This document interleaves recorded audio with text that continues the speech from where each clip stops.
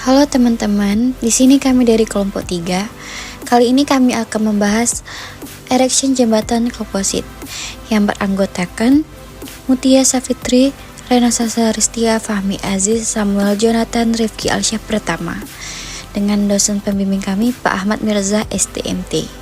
Oke, selanjutnya sebelum kita mempelajari erection jembatan komposit, ada baiknya kita simak terlebih dahulu apa sih jembatan komposit itu dan apa aja sih struktur jembatan komposit itu.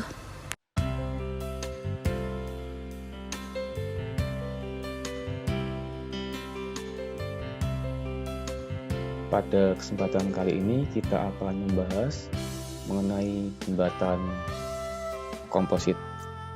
Baik, kita langsung saja masuk ke dalam pembahasannya. Jembatan komposit salah satu pilihan untuk jembatan bentang pendek selain jembatan beton bertulang konvensional. Keuntungan penggunaan tipe ini adalah praktis dalam pelaksanaannya dan tidak memerlukan area yang luas untuk manuver alat berat, dikarenakan konstruksi jembatan yang ringan, sehingga alat berat yang digunakan tidaklah bertonase tinggi ataupun berdimensi besar.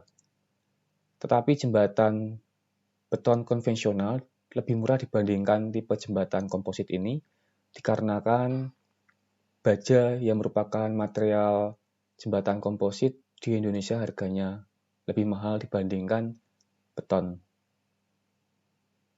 Berikut adalah ilustrasi jembatan komposit. Ini merupakan konstruksi jembatan komposit yang mana sudah dipasang balok utamanya atau gelagarnya. Kemudian ada balok melintangnya. Berikut, untuk lebih lengkapnya, kita membahas mengenai elemen struktur jembatan komposit. Adapun elemen struktur jembatan komposit sebagai berikut ini. Ini ilustrasi tampak 3 dimensi yang sekiranya sudah menggambarkan semua elemen struktur pada jembatan komposit. Ini merupakan gelagar memanjangnya, gelagar utamanya, seperti yang ini tadi, yang gelagar memanjang. Kemudian ini adalah gelagar melintangnya, atau bisa dibilang adalah diafragma, balok diafragma, yang ini dipasang berjarak antara satu dengan yang lainnya. Kemudian ada railing atau pagar, kemudian ada trotoar, kemudian ada shear connector atau shear stud, kemudian ada di sini bisa diberi bondeks sebagai penahan ataupun penopang plat lantai di atasnya. Tetapi bisa juga tanpa bondeks, bisa juga langsung plat beton bertulang biasa. Kemudian di atasnya tentu setelah plat lantai beton bertulang ada lapisan penutup, yaitu berupa aspal. Sekiranya ini ilustrasi dari elemen struktur jembatan komposit, dan di bawah ini merupakan keterangannya, yang merupakan keterangan dari gambar tersebut, tapi sudah ada keterangan fungsinya. Gelagar melintang atau diafragma digunakan untuk memperkaku struktur dan menahan beban horizontal seperti beban angin dan beban gempa. Sedangkan gelagar memanjangnya digunakan untuk menahan beban vertikal. Yang ini digunakan untuk menahan beban vertikal dari atas. Sedangkan yang gelagar melintangnya, diafragma, menahan beban angin dan juga beban gempa, serta memperkaku struktur jembatan tersebut. Pada konstruksi jembatan komposit ini dikarenakan material utamanya merupakan baja, kebanyakan menggunakan baja IWF, maka beban angin perlu dimasukkan.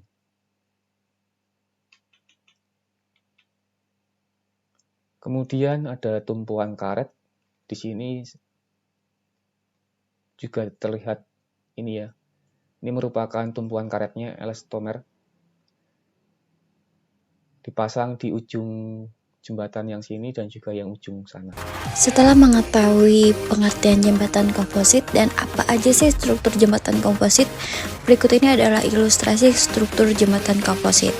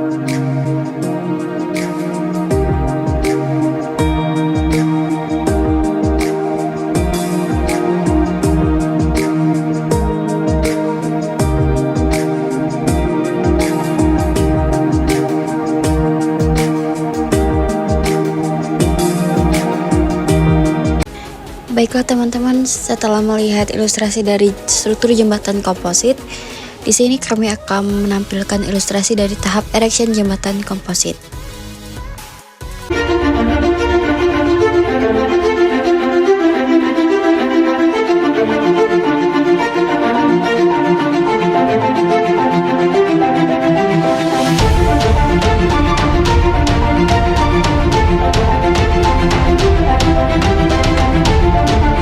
Di sini kami akan menjelaskan secara singkat metode pelaksanaan jembatan baja dan beton. Jembatan diasumsikan terletak di daerah Pacitan, Jawa Timur, tepatnya pada daerah Sungai Soge. Jembatan ini terdiri dari jembatan beton dengan bentang 15 meter pada tiap sisinya dan jembatan baja dengan bentang 40 meter. Dimulai pada struktur bagian bawah, pada konstruksi jembatan ini digunakan struktur pondasi tiang pancang. Sebelum dilakukan pemancangan, daerah sekitar pondasi dilakukan dewatering atau proses pengeringan air sungai. Dilanjutkan dengan proses pemancangan dengan menggunakan alat hydraulic jack dengan kedalaman sesuai desain. Pada ujung tiang pancang dilakukan pemotongan lalu diangkurkan pada pondasi pile cap.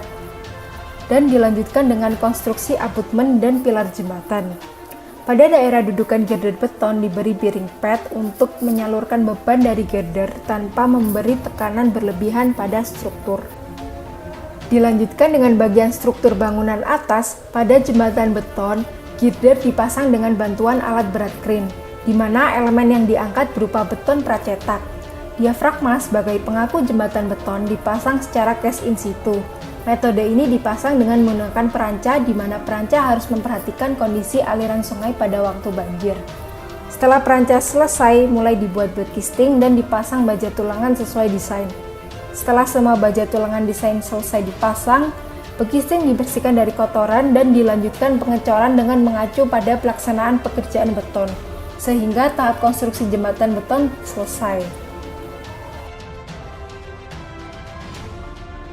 Pemasangan jembatan rangka baja menggunakan metode cantilever, di mana perakitan awal seluruh komponen utama struktur jembatan, termasuk beban pengimbang atau counterbalance yang cocok, pada penyangga sementara yang telah disiapkan. Dengan demikian, struktur yang terpasang dapat secara bertahap diluncurkan dari satu ujung jembatan ke ujung jembatan lainnya. Perakitan bertahap komponen utama struktur jembatan dimulai dari struktur rangka jangkar yang telah dipersiapkan sebelumnya pada satu ujung jembatan.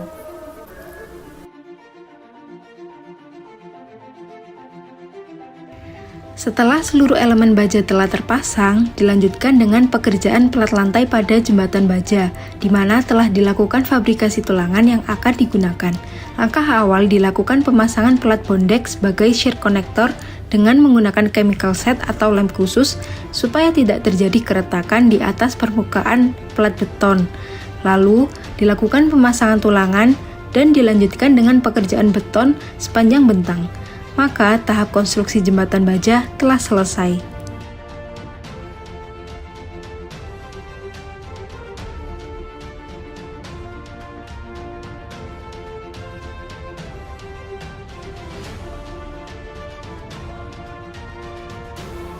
Setelah konstruksi struktur jembatan selesai, dipasang tiang sandaran pada jembatan dan dilanjutkan dengan pengaspalan.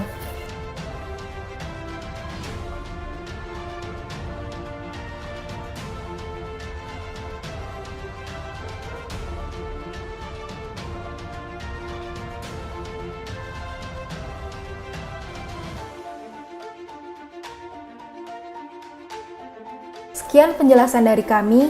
Terima kasih atas perhatiannya. Mohon maaf apabila ada salah kata maupun perbuatan dalam penyampaian. Sampai jumpa.